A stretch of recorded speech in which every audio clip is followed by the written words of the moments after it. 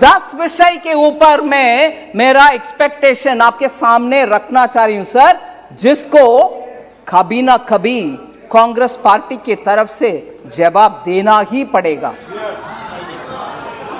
Sir, खड़े होकर के जब फाउंडेशन ले कर रहे थे बजट स्पीच का, जो बजट स्पीच नहीं हुआ उसका फाउंडेशन ले करते हुए फर्स्ट इशू मेरा एक्सपेक्टेशन था, हाँ बजट में चर्चा करने से पहले फार्म लॉस के ऊपर ये बात बोलेंगे, ये स्पष्टीकरण देंगे कि क्यों कांग्रेस पार्टी की पोजीशन यू टर्न लिया।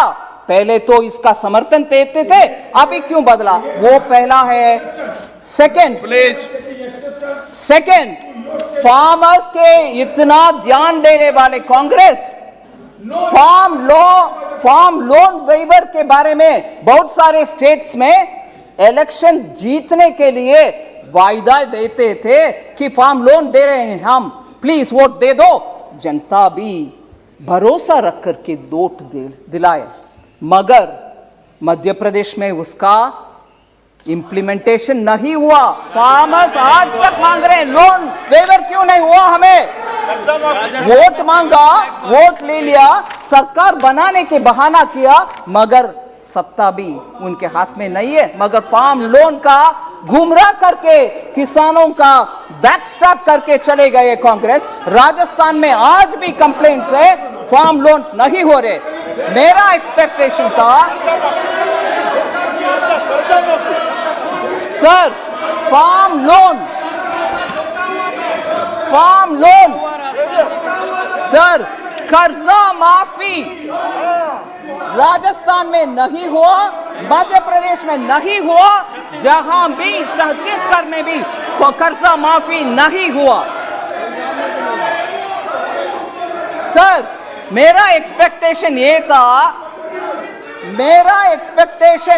यही था जब वरिष्ठ नेता उठ करके भाषण देने से पहले फाउंडेशन ले कर रहे थे, कम से कम ये मानेंगे कि कर्जा माफी क्यों नहीं हुआ, उसको बयान देंगे, नहीं दिया। सर, तीसरा, 10 में से तीसरा, मैंने सोचा वो खड़े होकर के फाउंडेशन बजट के भाषण देने से पहले ले कर रहा है, उस समय कम से कम ये बात बोलेंगे कि मैंने आदेश दे दिया पंजाब सीएम को, वो जो काला कानून है जिसके द्वारा किसान जेल में जाने वाले का प्रोविजन है, उसमें 5 लाख का फाइन का प्रोविजन है, प्रावधान है उसमें, वो दोनों को हटाने के लिए मैंने हमारा चीफ मिनिस्टर पंजाब का उनको आदेश दे करके आया हूं। ये बात पार्लियामेंट में खुलासा करेंगे, ये मैंने सोचा, मैंने एक्सपेक्टेशन रखा, मगर ना, वो भी नहीं हुआ। मगर आरोप इस तीनों कानून के ऊपर, ये तीसरी बात, 4th पार्ट सर,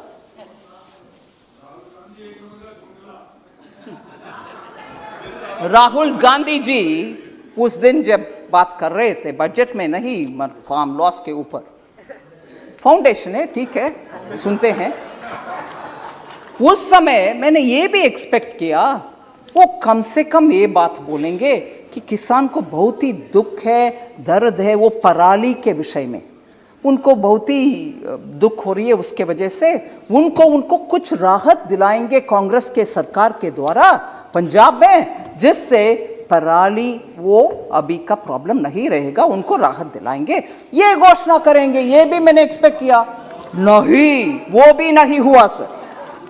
5वीं, मैंने सोचा नहीं, बजट के ऊपर चर्चा नहीं, फार्म लॉस के ऊपर मैंने ये एक्सपेक्ट किया कि हमारे 3 जो कानून है उसमें से कम एक खंड निकाल करके, एक क्रॉस निकाल करके वो बोलेंगे, देखो इस क्रॉस के वजह से किसान को नुकसान होने वाले हैं, इसीलिए हम समर्थन नहीं करेंगे। इधर वोटिंग में भाग लिया, समर्थन दिया, फिर भी अभी मन बदल दिया, और इस क्लॉज के वजह से ऐसे करके इन 3 कानून से कम एक पॉइंट दिखाएंगे कि this is against the farmer. मैंने सोचा, मैं एक्सपेक्ट किया वो कम से कम वो बात बोलेंगे फाउंडेशन ले करने के समय, नहीं वो भी नहीं हुआ। सब 5th पॉइंट हो गया। 6th पॉइंट में आ रही हूं। मैंने ये भी एक्सपेक्ट किया कि राष्ट्रपति भाषण के समय माननीय प्रधानमंत्री जी का जवाब था, उसमें उन्होंने बहुत सारे छोटा किसान के ऊपर बात बोली। मैंने सोचा उन विषयों में, क्योंकि छोटा किसान से हमारे दो के लिए किसान से जमीन हड़पती गए, मैंने सोचा वो खड़े होकर के ये बात बोलेंगे, प्रधानमंत्री जी आपने तो स्मॉल फार्मर्स के ऊपर इतना अच्छा बोल दिया, मैंने मेरे अपना दो से बोल दिया प्लीज जमीन वापस कर दो फार्मर्स को, क्योंकि हम तो सस्ते में उनसे ले लिया, मगर ये किसान का जमीन है, हम खड़े होना है, राजनीति में है, इसीलिए राजनीति के हमारे परिवार हम और मैं खड़े होना है, आप जमीन वापस कर दो जी। और इधर हाक करके बोल सकते थे हमारे दो में दामाद को मैंने आदेश दर के आई हूं कि जमीन वापस करो, नहीं किया, वो भी नहीं हुआ। मेरा एक्सपेक्टेशन वो 6th था सर, नहीं हुआ। 7th सर, 7th मेरा एक्सपेक्टेशन, 7वीं मेरा एक्सपेक्टेशन, प्रधानमंत्री जी डॉक्टर मनमोहन सिंह जी का कोटेशन पढ़ाया कि उनके तरफ से भी ऐसे प्रावधान किसान के लिए होना चाहिए, ये भी बोले। मैंने सोचा उस दिन फाउंडेशन ले करने के समय बजट इंपॉर्टेंट नहीं है, किसान कानून इंपॉर्टेंट है, वो कम से कम बोलें कि क्यों डॉक्टर मनमोहन सिंह का स्टेटमेंट को कांग्रेस अभी भूल जा रहे हैं, और याद प्रधानमंत्री जी ने दिलाया।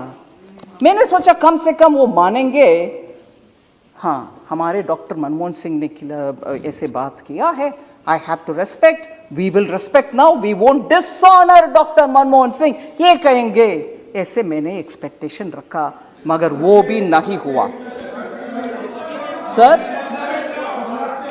That was the 7th। मेरा 8th एक्सपेक्टेशन यही था, मेरा 8th एक्सपेक्टेशन, मैंने सोचा सर चर्चा के समय, बजट के चर्चा के समय, क्योंकि किसान कानून बजट में भाग हो सकता है, इसीलिए बहुत सारे मेंबर्स ने यह प्रश्न उठाया। मुझे याद है मैं सुनी कि एपीएमसी देश भर में कहीं ये तीनों कानून आने के बाद बंद हुआ है क्या? कहीं बंद नहीं हुआ। मैं मेरा एक्सपेक्टेशन के साथ अभी प्रश्न भी पूछ रही हूं, prove even if one APMC mandi was shut, not one was shut, but you are standing up and speaking, ऊपर से बजट में प्रावधान किया गया है that 30,000 crores which will be collected through that agricultural development infrastructure cess will be actually be going to the states so that APMC infrastructure can be improved. हम ऊपर से फंड भी दे रहे हैं स्टेट्स को एपीएमसी का इंफ्रास्ट्रक्चर बढ़ाने के लिए, ये भी नहीं बोला, मगर फाउंडेशन लेते रहा, फाउंडेशन ले करते रहा, भरे नहीं और वापस चले भी गए बिना चर्चा बजट के ऊपर। सर 9th पॉइंट, ये मेरा प्रश्न है, एक्सपेक्टेशन था मगर अभी प्रश्न है, वो क्यों, why does he choose to insult constitutional authorities? Why does he choose to insult constitutional authorities?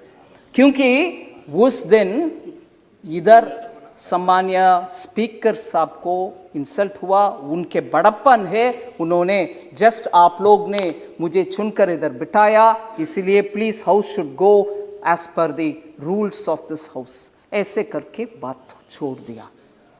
मगर इधर इंसल्ट, इससे पहले डॉक्टर मनमोहन सिंह का इंसल्ट वो कानून के ऊपर, उससे पहले डॉक्टर मनमोहन सिंह विदेश में जब प्रधानमंत्री के नाते गए थे, उस समय उनके द्वारा पास किए गया ऑर्डिनेंस को फाड़ करके फेंका कूड़े में। Why does he choose to insult and राष्ट्रपति के अभिभाषण के बाद चर्चा जो हाउस में होता है, वो खत्म होने के बाद भी उसी विषय के ऊपर चर्चा करना और उसी विषय को कुछ बहाने बात बोलते रहना, continuously insulting constitutionally elected authorities, राष्ट्रपति हो, प्रधानमंत्री हो, तब के प्रधानमंत्री हो, अब के प्रधानमंत्री हो, continuously insulting. Oh yes, speaker. Sir, last 10th point, sir. 10th point. मेरा 10th point.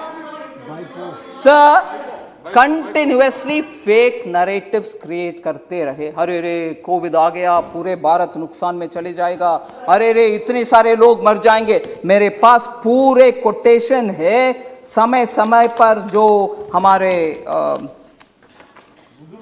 हमारे वरिष्ठ नेता बोलते रहे, मेरे पास पूरे कोटेशन से मैं आपके समय इसमें बिताना नहीं चाहती हूँ। I don't want to spend the house's time on the quotation, but the सारांश is this: I will constantly say things which will demean India, which will show India in a poor light, and constantly that will be my rebel-like look to insult India, build fake narratives.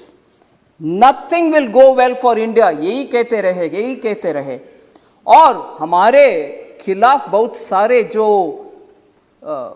kind of mischiefs, I'm using a lighter word, करने वाले देश के साथ party की ओर से, सरकार MOU नहीं, सरकार MOU नहीं, पार्टी टू पार्टी MOU करके, जब देश का कुछ बॉर्डर में क्राइसिस होता है तब हमसे ना बात करते हुए, सरकार से हम छोड़ो, सरकार से ना बात करते हुए उनके दूतावास से बात करके क्या हो रही है बॉर्डर में करने वाले और कभी भी भारत देश का भरोसा ना करते हुए बाकी सबको भरोसा करने वाले और joining the breaking India fringe group, एक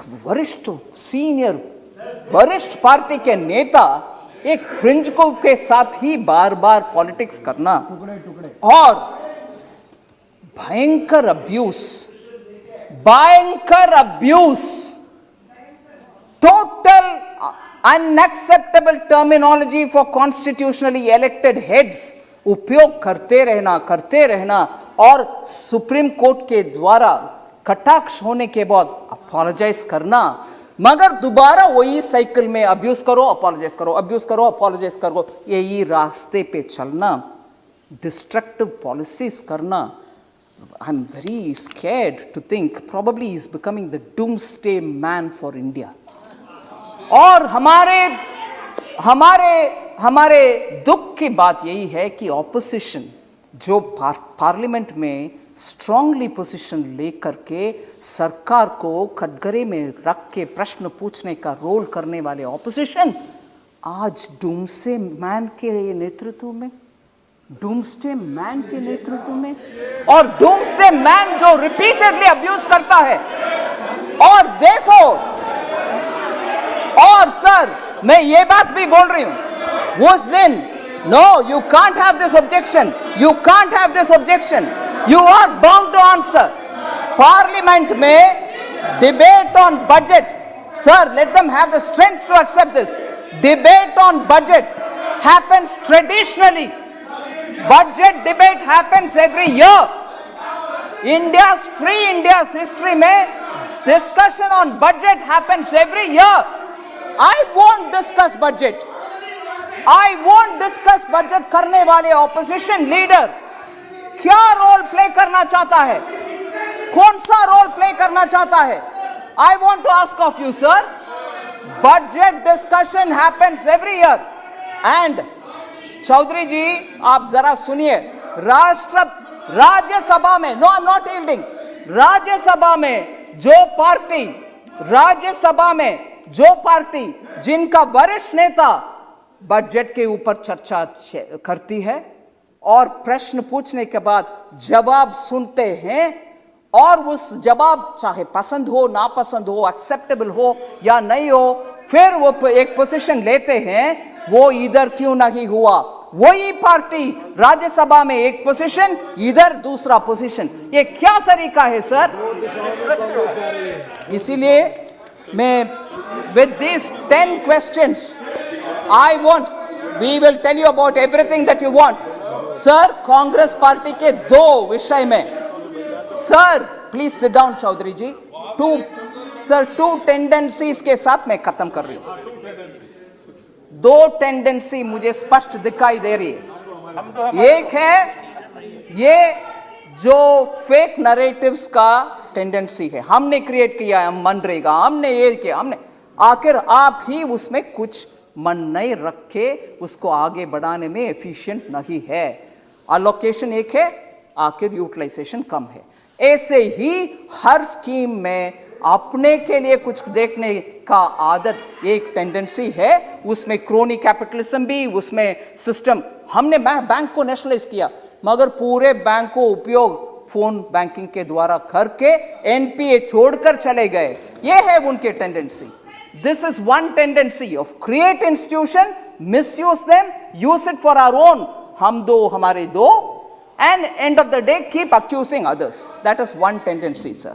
And the second tendency is, हम जो भी कहेंगे पार्लियामेंट में, आपके ऊपर बहुत सारे एलिगेशंस डालेंगे, आपके ऊपर अब्यूसिव लैंग्वेज भी यूज करेंगे, मगर आप जब सिस्टम के तहत खड़े होकर के पॉइंट बाय पॉइंट जवाब देने के लिए खड़े होते हैं, सुनने को तैयार नहीं है, अभी जैसे हो रही है, कभी भी डिस्टर्ब करो, चिल्लाते रहो या तो वॉकआउट करो, वही हुआ बजट डिबेट में।